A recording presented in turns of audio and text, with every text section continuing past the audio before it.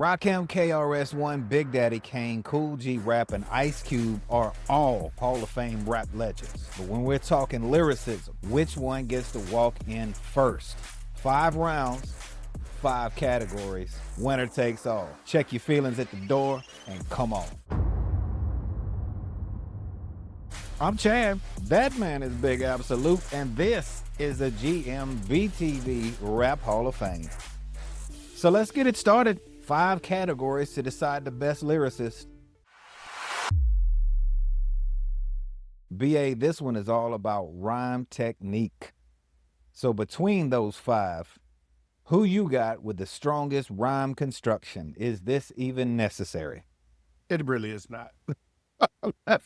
Let's keep it where it is. Wanted, Dead or Alive, 1990, produced The Streets of New York. Kool G Rap, round 1 for me. Simple. We can go with the multisyllabics, the patterns, the internal rhyme scheme. We can do all that nonsense and rhetoric, or we could just say it is what it is. What about you?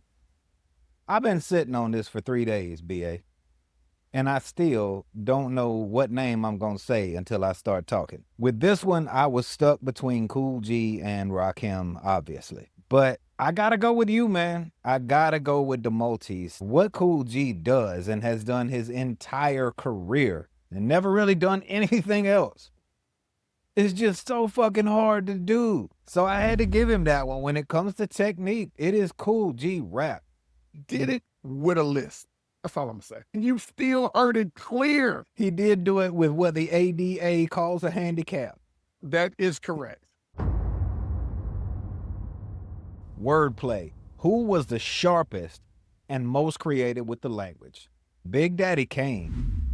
The wordplay that Kane had, every time I think of Big Daddy Kane, all I think of, I hate to brag, but damn, I'm good. Oh, you better talk to him about it. You better talk to him. Look, man, Kane was flipping words back in the late 80s that it was mesmerizing people, man. His peers will tell you that Kane was doing shit that other people can't do. So when it comes to wordplay, I got Kane, man. Who you got? Look, Kane had a song on his Prince of Darkness album where the beat cut off and he actually said, man, I could just talk and my shit'll flow. And he actually talked it. He didn't rhyme it. When the beat stopped, he stopped the pattern he was rhyming and talked it. We're talking about the man who said, I'm so much against work, I won't even take a blowjob. Like, we're talking about put a quarter in your ass because you played yourself. Go to the Webster. It'll have a picture with the dude with the high top cuts in the eyebrows. You know what I'm talking about. Now, this is my favorite. Who could say the most beyond simply displaying skill? So you're a philosopher? Yes. I think very deeply. Where you struggled in round 1, I struggled in 3. It came down to you must learn.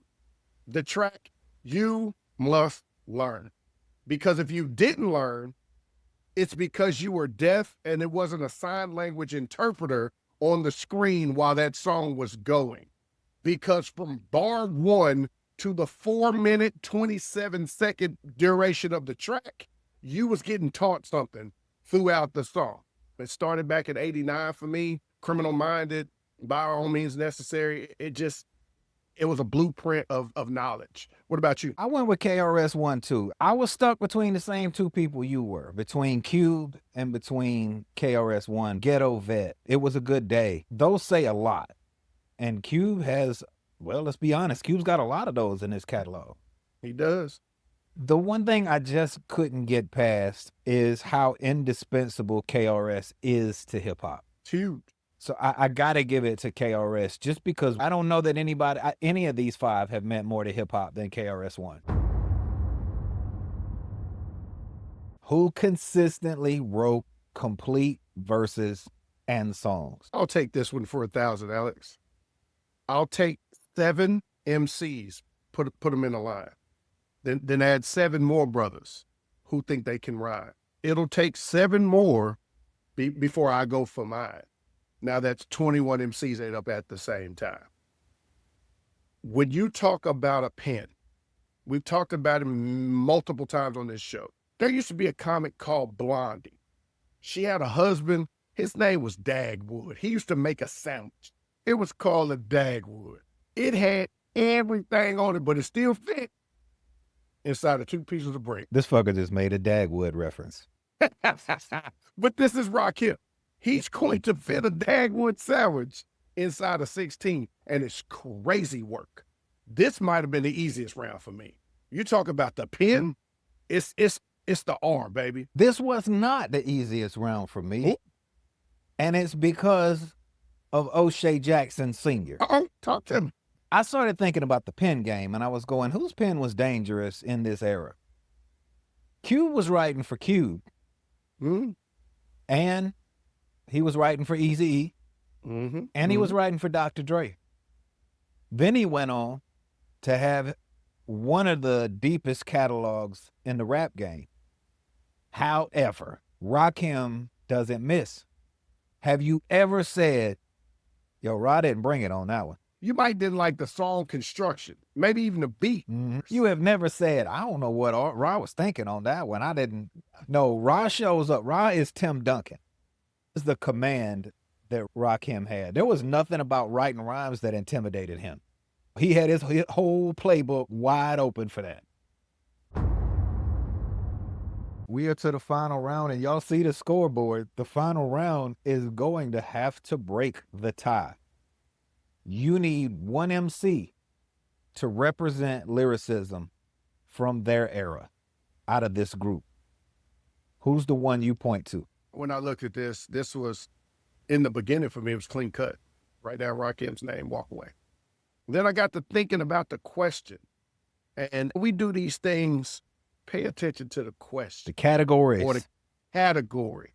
We may still be spitting nonsense to you for what we're talking about, and we're okay with that. Mm-hmm. But we try to stay within the confinement of the rules that we set for ourselves. So we're talking about a representation of an era. BDK is BDK, KRS is KRS, Kool G was Kool G. The evolution came from O'Shea Jackson. Mm. My argument is not NWA Ice Cube. My argument isn't even the West Coast MC that went to the East Coast to do his first solo project. There's a song on Death Certificate called Us. And out of all of Ice Cube stories and rock, they've all been external. They've all been my viewpoint of what's going on.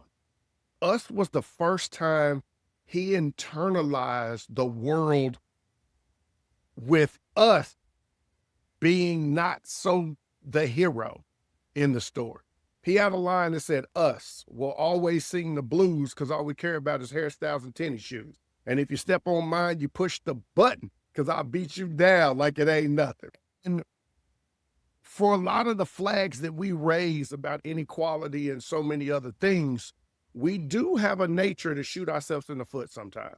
We're talking the first time Cube actually looked at our community from the inside, not worried about the things that was happening to us from the outside, but what we were doing to ourselves from the inside.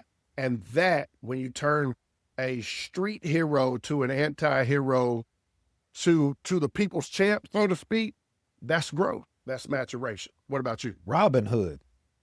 You just made a case that Ice Cube is Robin Hood. I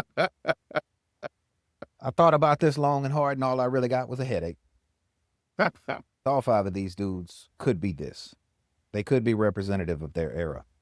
All of them did something that other people just could not do. But for me in that era, it was the braggadocio. It was the swagger. It was walking in the room and being the kind of person where your dick got in the room 2 minutes before you did. And there's really only one man to me that captured that in the late 80s. And it was Big Daddy Kane. Check the BC dates because you're history. Kane is still dripping with swag. In this, with the suit and the wide brim hat, and always got that look like he's pissed off. Kane has still got the swag, but I go back to that line because it's a simple line, but my favorite one. I hate to brag, but damn, I'm good. Like, that's what rap was in that era. It was, look at how good I am at this. That's it. And nobody could do it like that. So I got to give it to Kane, man. I Right. would not have thought that. But y'all, if y'all here with us still, read the fucking categories.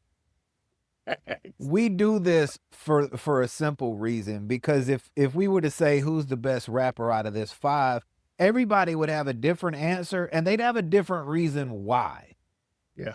We're trying to get everybody on the same track here. And you might still disagree. Some of y'all are going to be like, "Raw, check, check, check, check, And check." we're done. And I won't argue with you on that because there's no wrong answer here, but that's the fun of it. But the amazing part to me, though, was when you say, you know, who represents it the most, to be real, nobody. Because nobody else could do what they were doing. At all. All right, Kool G and Rakim were a little close as far as technical skill. But they did 2 completely different things. KRS-Q close with Yeah. with how they deliver messages about our culture. I mean, even that. Rakim was cool, but Rakim was 70s R&B cool. He was silent. Where Big Daddy Kane was jazz, baby. Coltrane, Monk. Kane walked in the room with theme music. He was the first Shad. He walked. Hey, yo, that's it for us, y'all. Drop down in the comments and let us know we got it wrong. Stick with the categories, but tell us who you came up with as the #1 lyricist. Who did you give the most bars per category? You see it on the screen for us. I'm your man, Chad. That man is Big Absolute, and we out.